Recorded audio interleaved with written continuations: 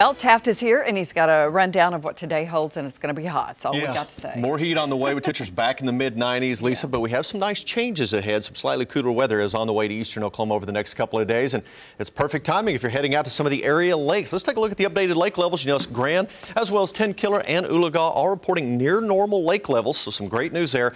A little bit above at Keystone, 3 feet above. We're 2 feet above over at Eufaula, and a foot below right now at around Fort Gibson and Skiatook. Now, as we move on into tomorrow, you notice temperatures are going to warm back into the 90s. But we will see a little bit higher chance for showers and thunderstorms as we move into the afternoon hours tomorrow. Now, if you're going to the area lakes this afternoon and you live in far eastern and southeastern Oklahoma, we do have a 30% chance of showers and storms there.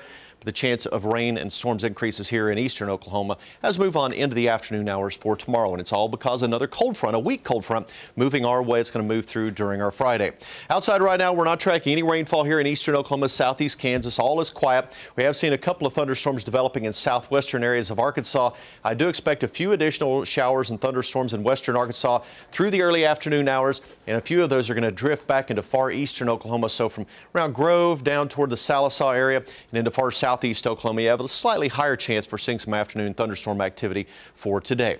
For us here in Tulsa, chance of rain 5% or less for today, although we are going to see partly cloudy skies. And you notice those clouds have really been bubbling up on our Air Comfort Solutions River Spirit cam, and we'll see more of those clouds through the afternoon. Already up to 91 degrees, so already close to our average high for this time of year here at the 11 o'clock hour. And look at that breeze, not helping us out much at all. Light at 3 miles per hour. We're going to see winds less than 5 to 10 throughout much of the afternoon, so not much of a breeze to help to cool us off.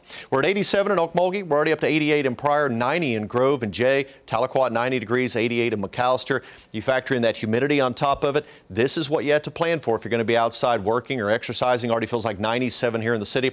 102, the current heat index in Muskogee. Feels like 99 in Tahlequah. Feels like 91 currently over in Oklahoma City. You notice to the north and west, we are seeing some slightly cooler temperatures only in the 70s and 80s to the north. So some of that slightly cooler air is going to work its way into northeast Oklahoma as we move into the weekend. Today's still going to be on the hot side, still hot tomorrow with that chance for rain and thunderstorms, then slightly cooler weather building in just in time for our Saturday.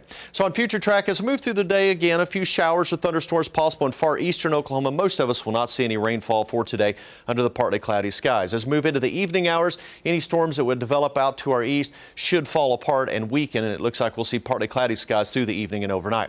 Highs today back into the low to mid 90s, about 96 the high temperature in Tulsa, 93 in Okmulgee. Heat index values between 100 and 105. Looks like most of those heat index values will stay just below that heat advisory criteria, so we don't have a heat advisory in effect, but it's still going to be humid as we move through the afternoon. 94 tomorrow, 30% chance of rain and storms, about a 40 to 50% chance if you live from Muskogee and McAllister and points southeast. Then over the weekend, you notice temperatures dropping back into the lower 90s, but lower humidity levels.